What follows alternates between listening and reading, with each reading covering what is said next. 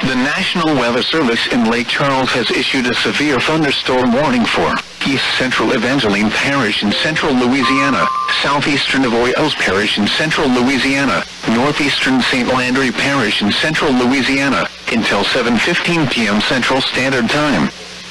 At 6:43 p.m. Central Standard Time, a severe thunderstorm was located near Washington, Oregon, 7 miles north of Opelousas, moving northeast at 65 miles per hour. Hazard, 70 miles per hour wind gusts. Source, radar indicated. Impact, expects considerable tree damage.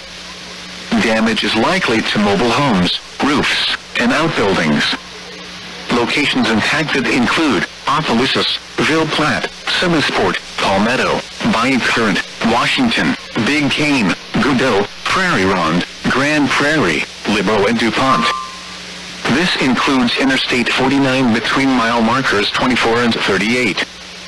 A tornado watch remains in effect until 11 p.m. Central Standard Time for Central Louisiana.